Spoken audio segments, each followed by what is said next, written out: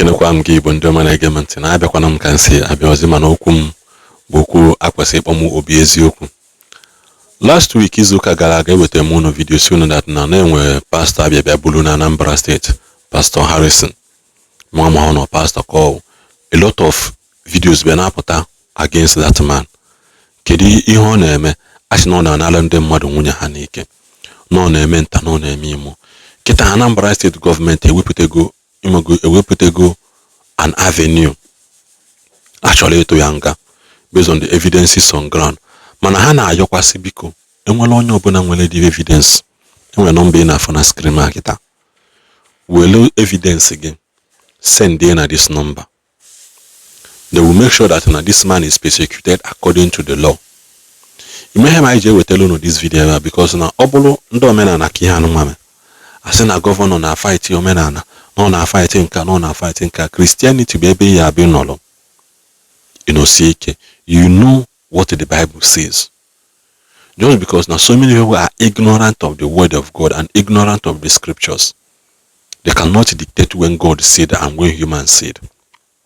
That is why for up to hide is the anemia. Well, is you John? Well, is you John? I change the higher.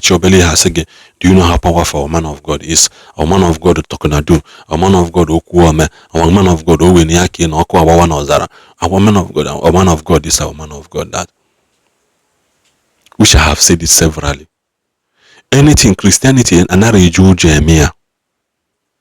You begin ezukuge because it is light. So you have your name as a Christian that who beginning is always heavy. Leave it. That thing is not of God. So we take a character we make it. And so many people are not coming up with, as I told you, but I called to be the manager. Because now the man there were so many things as no King Solomon and Anambra. Not we are canning a kept only one ka man mono ma other things Emily are accused of. So biko enwala share this video and go and normal evidence iji kwa evidence asokwa mogono ga akwa asokwa m ka abia kpobi asokwa munu kunu bia mewe noise asokwa munu kunu bia sewa ndị Christian na so they do. Christianity is lie. No. Christianity aborasa. Christianity is transparency and honesty. Ebe boy abidono imaloke onya no ejide kedi home eju hajuju. If there are evidences against him that proves that no more then he should go and stop distracting us. That is how it is. Oh, have I like this now? Gonna say ndị baye eke ndị ba use eto izu na aba like eziokwu. Ha like eziokwu. The only time ha like eziokwu bụ na ị na-ekwu nke ha like. Because it will give me so many experiment in a channel anu. Even then I won't post a video mbana akpali some people ndo to ha support ya si na on move. But he posts that video mbana agwando to ha eziokwu si nekwa ha si na onya this onya bụ onye ala na mara ihe ọ na-ekwu na onya amahụ nke ọzọ. And it's so difficult na some people anara ene video n'elu ya n'isi before her comment here. Before they have for her title, Mogone na the first 10 seconds. Asage if onya or comment we take care say if you can ebonya akwụsị by this video nene. Again nature can reply so onya abonye nene also 2 minutes video. Out of 80 minutes in nene so 2 minutes. In a drop a comment. Nature nyansa chineke na ka hapo kwa nyanka. So biko kaida deviate na ni high nyanku. Anybody that have evidence against this man of God. See na that number na for your screen. Do iti ya dia enwesikwa ihe ọbụla dapụtana ayekwu ya kapịa ya ọnụ ka ndị Igbo, and we have come out na ya afoleli isi ya na nke ikpeazụ so that his type shall no longer be found in our midst. Unanano so na nezia ni nwanne anyị nwoke dị in charge of the movement, Igbo Youth Movement na Nigeria nkwu makia ekenekwa mụn godin ụtụtụ ọma ehihie ọma na anyasị ọma ebe ọ bụla ị nọ n'ụwa niile. Onye na known your Justice Ozobi, the leader of Igbo Youth Movement. I want to commend Anambra State government for job wonderfully done. ana m ekene Anambra State government n'ụzọ pụrụ iche ọkachasị n'ihe gbasara security of our people. There is one thing I found out about Anambra State. The leaders of the security in Anambra State, ndị na-afụ maka security, are trying so much. But guess what? Ndị ewere n'ọrụ dị ihe na-akpata all this bad name and security in Anambra some other times. Man, even as that, I agaghị ihe ofu onye metere wee kpọọ Anambra State security niile mba o kwesịrị onye nke mere ajọ ihe na Anambra State security. Then we call the person out. Man, recently this picture not up here. This picture no, however, after this man Pastor Harrison, that is the major thing kpọtara m online taa. Onye nwa nwe church a na-akpọ Day Spring Church. Ndị Igbo si asụkọta eze anya egburu nkata n'isi gwa anya nwa bụ eze okwu.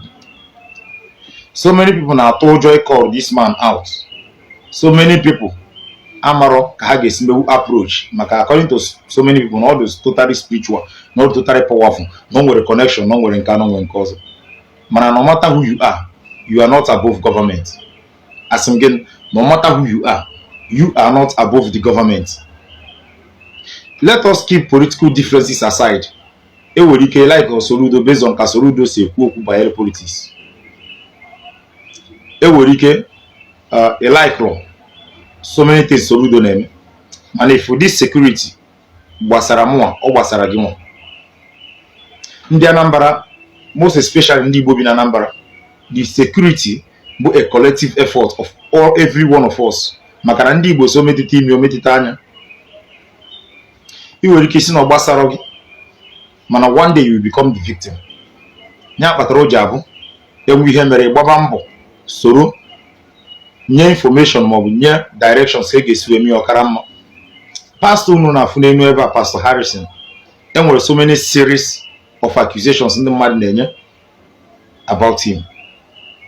Now, Anambra State government made arrest.